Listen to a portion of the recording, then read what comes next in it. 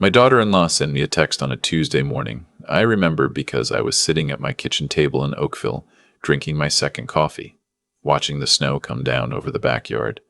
The same backyard where my grandsons had built a lopsided snowman the weekend before. I picked up my phone expecting nothing important.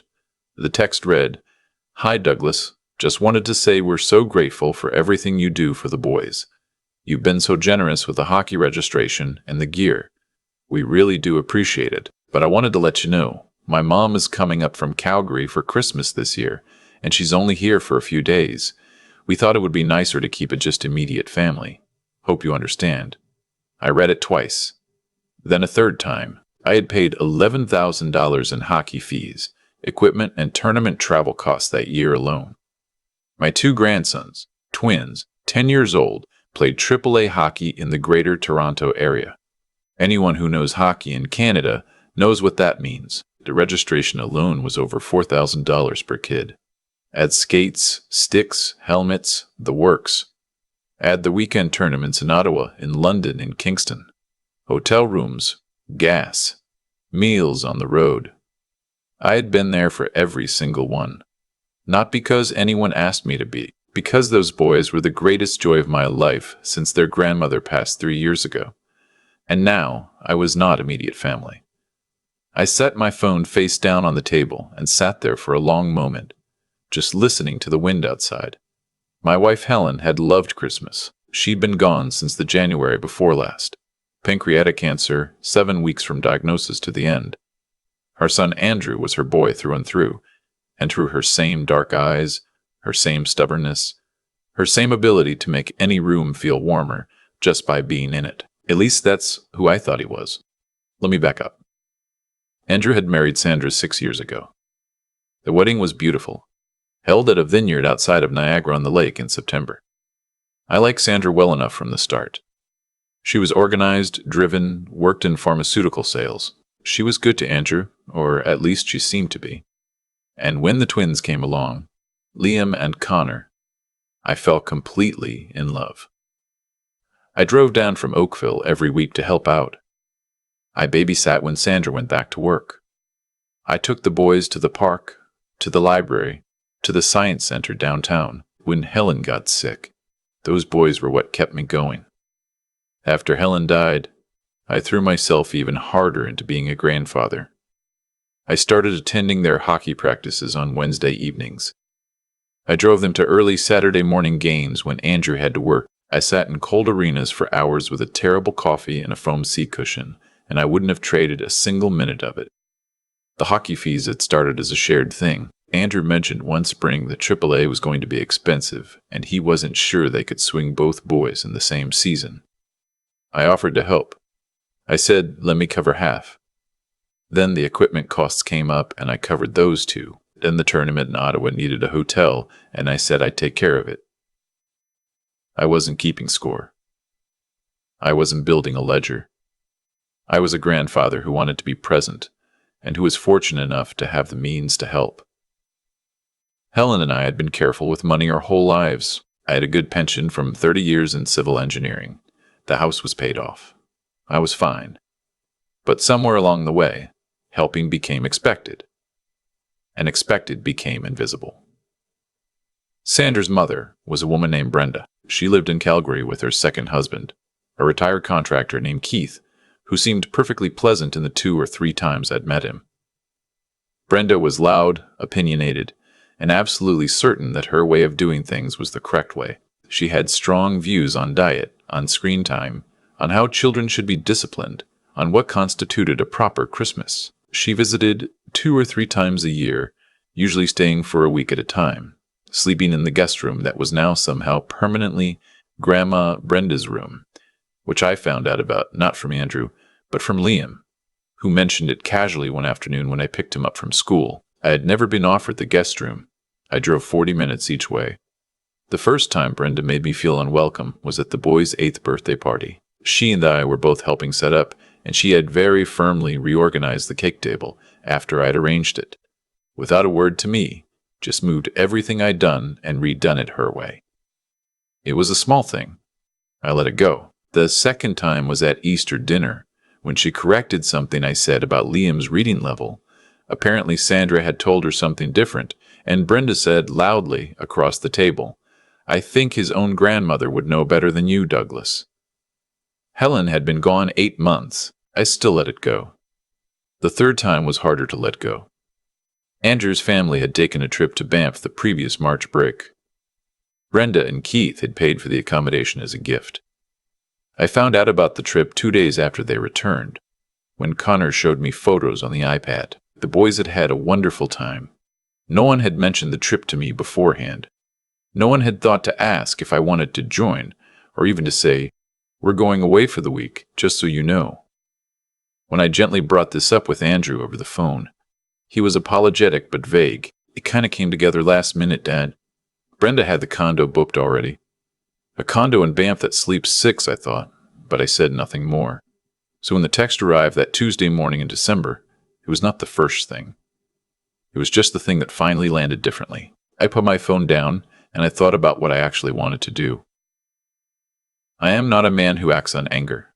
I spent 30 years managing engineering projects. You learn patience.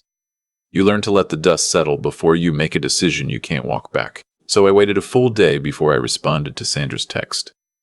During that day, I went to the arena for Connor's practice. I watched my grandson skate for 90 minutes. He had a natural backward edge that his coach said was rare for his age. Liam sat beside me in the stands doing homework, leaning against my shoulder the way he had done since he was small.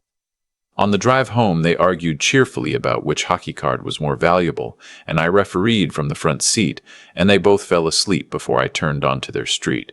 I carried Connor inside because he was dead weight when he slept. Andrew was at the door. He looked tired. I wanted to say something to him right then, but I just handed him his son and said goodnight. The next morning, I picked up my phone and I replied to Sandra. "Hi, Sandra. Thanks for letting me know. Quick question. The January hockey billing cycle starts on the 3rd. The total for both boys comes to $4,800 for the winter season registration, plus approximately $600 for the tournament in Barrie in February. Just let me know how you'd like to handle that going forward. No rush. Happy to talk." I hit send and set the phone back on the table. The response came 3 hours later. It was from Andrew, not Sandra. "Hey, Dad, can we talk tonight?" We talked that evening. I was calm. I told him I wasn't angry. I told him I wanted to understand where things stood. I said I'd been thinking, and I realized I had not been entirely clear with anyone, including myself, about what my role was in the boys' lives. Was I a grandparent who was part of the family, or was I an account that got accessed when something needed paying? Andrew was quiet for a long time. He said that wasn't how they thought of me. I said I didn't think it was conscious. I said I thought it had just become the way things were, gradually, and nobody had stopped to look at it. Then I said something I'd been turning over for 24 hours. I said, "I love those boys more than I can tell you, Andrew. And I want to keep being in their lives the way I've been in their lives. But I can't do that if I'm going to be told I'm not immediate family at Christmas. Those two things can't both be true at the same time." Another long silence. He said, "Sandra's mom is only here for a few days." I said, "I understand that. I'm not asking for the whole holiday. I'm asking not to be excluded. There's a difference." He said he'd talk to Sandra. 2 days passed. Then Sandra sent another text. It was longer this time, and it was clear she had written it carefully.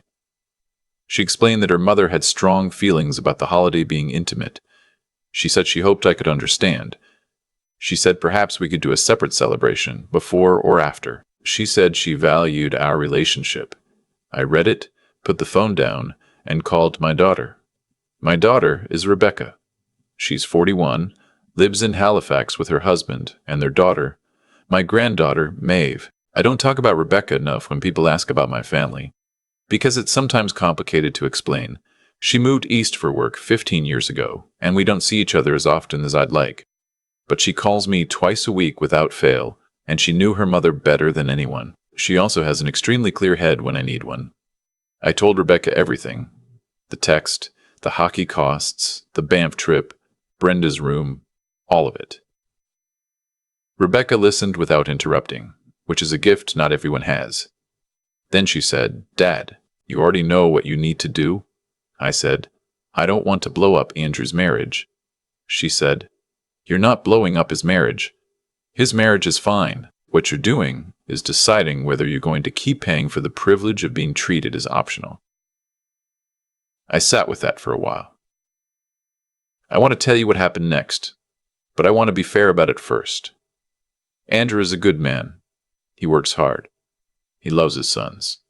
He got caught somewhere between a wife he wanted to keep happy and a father he'd been leaning on for years without fully reckoning with what that leaning looked like. That is a human thing.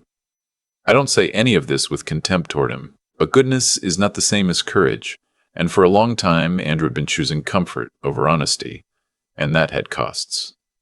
I drove to their house on a Saturday morning in mid-December, and I asked for a family conversation. I had called Andrew first to give him warning. I told him I wasn't coming to fight.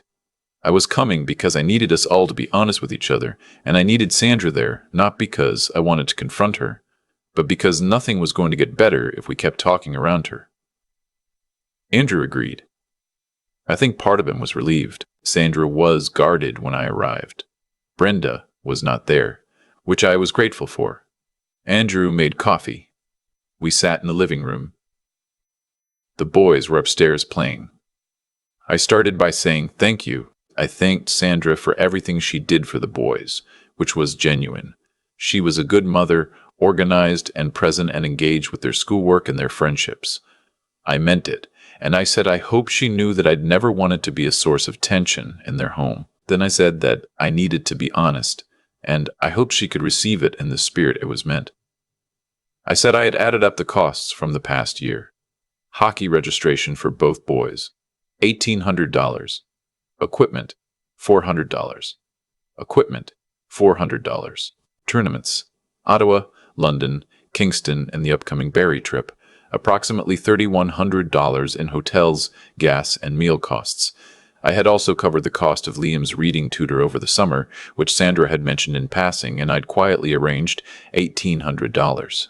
The total was somewhere in the range of $14,500 in 1 year. I said I was not bringing this up to demand gratitude or to leverage anything. I said I brought it up because it was important context for a conversation about whether or not I was immediate family. The room was very quiet. Sandra opened her mouth and then closed it. Andrew was looking at the floor. I said, I don't need Brenda to not be there. I'm not competing with anyone. I've never wanted this to be a competition, but I can't be a grandparent to those boys with my whole heart if I'm treated like a guest who needs to be managed. Either I'm family or I'm not. And if I'm not, that's okay. But then the financial arrangement needs to reflect that too, because right now, those two things don't match. Sandra looked at Andrew. Andrew looked at her. Something passed between them. Sandra said quietly, "My mom doesn't mean to make people feel excluded." I said, "Maybe not, but she does." Andrew said, "Dad's right, Sandra." That was the moment. Not dramatic. Not a blow-up. Just 3 words from my son that I had been waiting, without knowing it, to hear for about 2 years. Sandra was quiet for a long time. Then she said, "I didn't realize how much you'd been covering. I genuinely didn't." She said it the way people do when they've just done the math for the first time and don't like what they see. I believed her. I think she had benefited from not looking closely, but I also think she was a person who, when confronted honestly and without cruelty, was capable of real reflection. She said she would talk to her mother. I said I appreciated that. I said I would continue covering the hockey costs, because I wanted to, and because it was genuinely for the boys. But I said I needed things to be different. I needed to be included in decisions about the boys' lives when they involved me. I needed to be at Christmas. 3 days later, Andrew called me. He said that Brenda was adjusting her expectations. He said Christmas this year would be at their house, and I was invited, and Brenda would be there too. And he expected everyone to be respectful, and he would be enforcing that. I said, "That's all I wanted." He said, "I know, Dad. I'm sorry it took so long." Christmas morning, I drove to Oakville. I had moved to Burlington after Helen died. wanted a slightly smaller place, with a trunk full of gifts and Helen's shortbread recipe baked in the tin she used to use. Brenda was already there when I arrived. She was quiet and a little stiff with me at first, which I expected. I did not try too hard. I poured myself a coffee and sat on the kitchen floor and let Connor climb on me for 20 minutes while he showed me everything in his stocking, item by item, with full commentary. That boy, he could narrate a granola bar for 10 minutes and make it interesting. Liam pulled me aside at one point and said, in the serious way he had, "Grandpa, I'm glad you came." I told him I wouldn't have missed it. He nodded like this confirmed something he'd already concluded. Smart kid. Brenda and I crossed paths a few times through the day. She made a comment at lunch about the shortbread, said it was good. Where did I buy it? I said I made it. She said, "Oh." That was the whole conversation. But she didn't try to reorganize anything I did. She didn't make any comments across the dinner table. She mostly sat near the window with Keith and watched the boys play. She looked like a grandmother who loved her grandchildren. I could respect that much. Near the end of the evening, when Andrew was walking me out to the car, he put his hand on my shoulder and held it there for a second. He said, "Thank you for the way you handled all of this." I said, "I love you. I love those boys. That's all this was ever about." He said, "I know." I drove home on the 403 with the radio on low, the highway quiet, the December sky clear and cold above the light posts. I thought about Helen, the way I always do on Christmas. I thought about what she would have said about the whole situation. She would have said something sharp and funny and completely accurate, and then she would have offered Brenda a second glass of wine and made her feel included, because that was who Helen was. I'm not Helen. I handled it the only way I knew how, but I was at Christmas, and my grandsons knew I was there. And going forward, when the January invoices landed and the tournament schedules came out and the gear needed replacing, I would continue to show up, not because it was transactional, but because those two boys were the best part of my week.